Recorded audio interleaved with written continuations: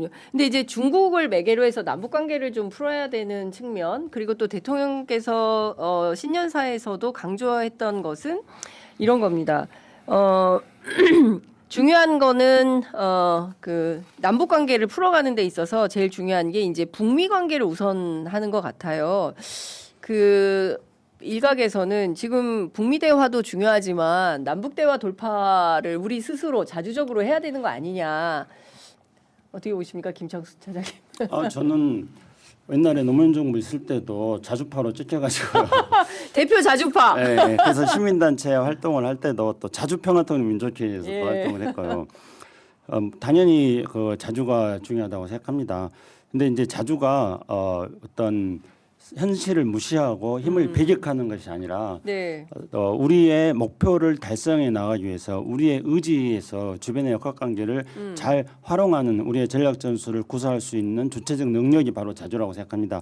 그랬을 때 현재 우리에게 굉장히 중요한 것은 미국의 역대 대통령들 중에서 네. 한반도 문제, 특히 북한 문제에 대해서 이렇게 적극적인 의지를 표현하는 사람이 없었어요. 그리고 지금까지 이제 한미 관계는 미국의 대통령의 속되게 말하는 코드하고 예. 한국의 대통령의 코드하고 일치된 적이 없었습니다. 그 일치된 적이 언제 있었냐면은 김대중 대통령 2년하고 네. 클린턴 말기 2년하고 그때가 딱 일치됐었거든요. 네. 그때를 제외하고는 한 번도 일치된 적이 없었어요. 네.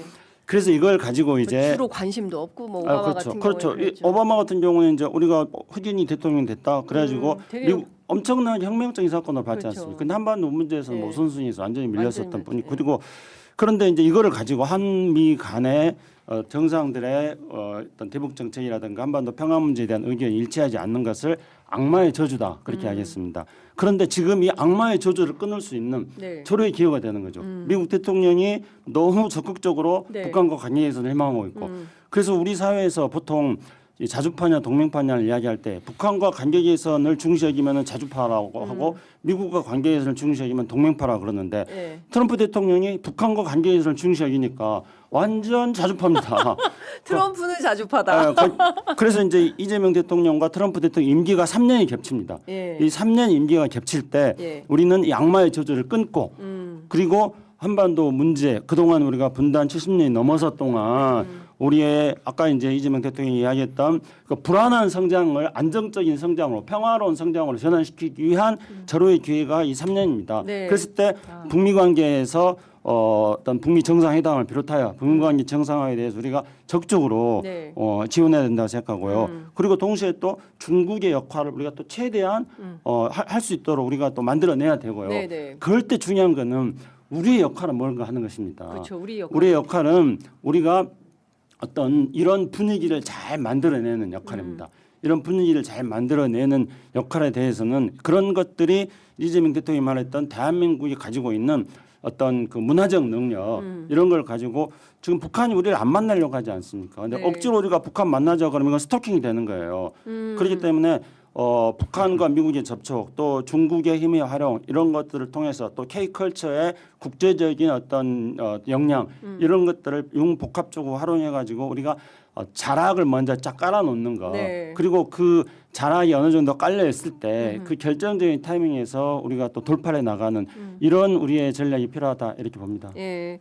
그 사실 중국국의 역할. 근데 북중 관계가 겉으로는 되게 좋아 보이지만 실제로는 북중이 서로 좀 사이가 점점점이다 이런 얘기가 있기도 하고 오히려 그 우원식 국회의장 지난 전승절 때 저도 같이 갔습니다. 그때 같이 가셨잖아요. 그때 보면 러시아 푸틴이 뭐 내가 좀 연결해 줄까? 네, 그런 얘기도 제가 바로 한 1m 앞에서 와. 목격했었는데요. 진짜요? 예. 굉장히 이례적인 거예요. 오히려 이제 김정은 위원장은 앞으로 보고 저는 김정은 위원장 뒤통수만 받고 그러니까 뒤에 이랬는데 예. 이렇게 이제 우원식 의장님이 의장. 이렇게 돌아다니는데 푸틴이 오히려 왔고 푸틴이 온 거예요. 예, 우원식 의장 그러니까 앞으로? 서로 이렇게 온 거죠. 그러니까 서로. 서로 이렇게 예. 와가지고 중간점에서 한 15분 정도 얘기를 한 것 같아요. 그리고 15분. 요청하지도 않았는데 자기가 푸틴이 자기가 오늘 오후에 회담이 있는데 뭐 전해줄 말 있냐고 그러니까, 오히려 그렇게 예. 얘기할 정도였으니까요. 예, 그럼 중국보다 러시아 역할을 더 기대해야 되는 건 아닌가? 저는 예. 이것도 마찬가지예요. 러시아가 북한하고 협력 관계를 높이는 건 전쟁주의고 지금 국제 정세에서 맞는데 러시아가 한국을 버릴 마음이 조금도 없어요. 러시아가요. 왜냐하면 한국 아까 말씀드렸잖아요. 그냥 윤석열이 그렇게 한 거지. 러시아는 지금까지는 한국한테 전적으로 하다가 예. 북한으로 지금 치우치는 거 보이지만 러시아는 한국과 북한을 다 중시한다고 생각을 하고요. 그리고 가장 잘못된 것 중에 하나가 러시아가 첨단 기술을 북한한테 준다. 네. 미국이나 러시아가요. 네. 진짜 첨단 기술은 단 한 번도 다른 나라에 준 적이 없습니다. 진짜는 안 줍니다. 찌는 안 준다. 찌는 안 줍니다. 미국이 2차 대전 직후에 핵도 영국한테 잠깐 죽은 이후에는 영국도 안 주거든요. 영국도 안 준다. 영국도 안 주는데 저는 거기서 반대를 하고 우리 핵잠 기술 받기로 했는데. 그리고 네. 그래서 아니 그건 원료입니다. 원료. 우리가 다 기술을 가지고 있는 예. 거고 미국한테 기댈 부분이 아닌 거고요. 예. 저는 그래서 한중 관계도 회복하고 한러 관계도 회복하는데 이재명 대통령이 하는 거에 따라서 중국과 러시아의 관계 개선은 그렇게 어렵지 않을 것이고요. 아까 중국의 역할, 북한 역할은요. 여기 있다고 생각합니다. 중국 지금 되게 좋아합니다. 중국이? 왜냐하면 예. 지난 수십 년 동안에 한국하고 일본하고 미국이 중국한테 제발 북한 압박하라고만 했어요.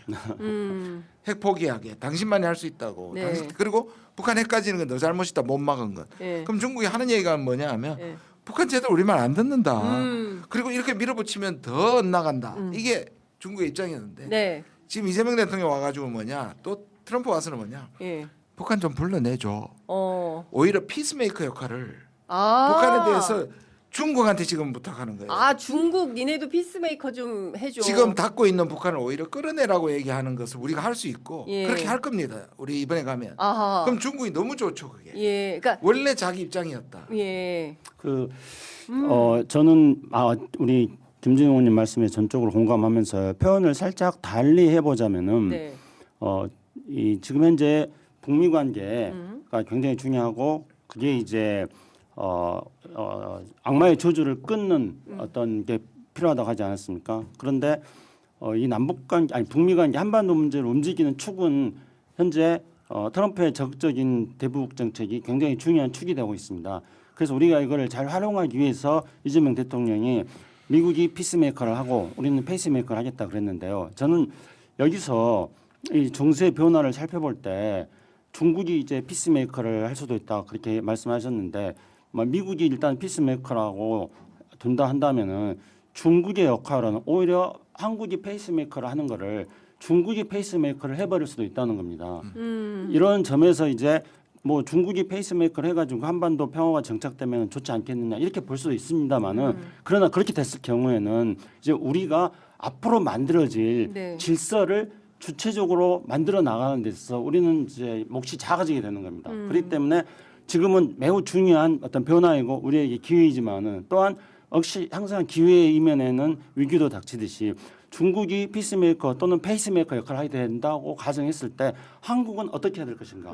그래서 제가 아까 말씀드렸듯이 한국이 자락을 잘 깔아야 된다. 네. 북미 관계에 있어서도 우리가 어떤 역할을 하고 중국의 역할도 활용하고 그렇게 하기 위해서는 저는 우리의 중심, 우리의 전략 이런 것들이 충분히 있어야 되고 그렇게 하기 위해서는 이제 김주영 의원도 자주 말씀했습니다. 우리 이제 피벗 외교 같은 게 필요합니다. 그러니까 우리가 필요한 모든 국제적 역량을 전부 우리의 국익을 중심으로 해서 활용하는 것 이런 게 저는 필요하다 이렇게 보여지고요.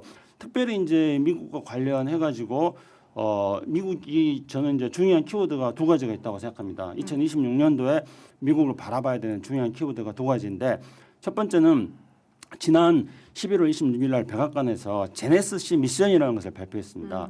이 제네시스 미션은 무슨 뭐 백악관에서 현대자동차 광고하겠다 뭐 그런 건 절대 아니고요. 이른바 이제 그 미국 독립 두 번째가 이제 미국 독립 250주년입니다. 올해가. 그래서 이거 미국 독립 250주년을 계기로 해가지고 미국이 획기적으로 중국하고 완전하게 초격차를 이루어내겠다는 겁니다.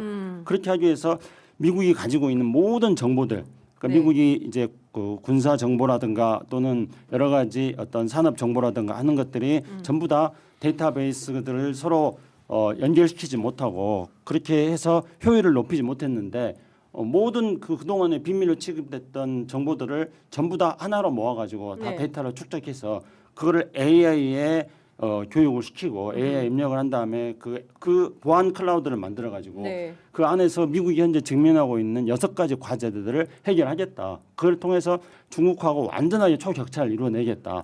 그런데 중국하고 초격차를 이루는 과정에서 네. 히토류가 필요하기 때문에 중국과 협력하겠다. 지금 이런 전략을 네. 미국이 쓰고 있습니다. 우리가 이 점에 대해서 주목해야 되고, 그래서 제가 이제 이재명 대통령 신년사에서 이제 우리가 또 뭐 AI 강조하거나 이런 것들이 시대 흐름에 맞다. 제가 이렇게 말씀드렸던 것이고요. 두 번째로는 내년이 미국 올해가 그러니까 2026년이 미국 독립 250주년, 미국 독립 250주년인데 이거 이제 우리가 미국의 어떤 흐름 움직임 속에서 네. 우리가 어떤 대응 전략을 짜야 될지를 판단하는데 또 다른 두 번째로 중요한 변수가 된다고 보여집니다.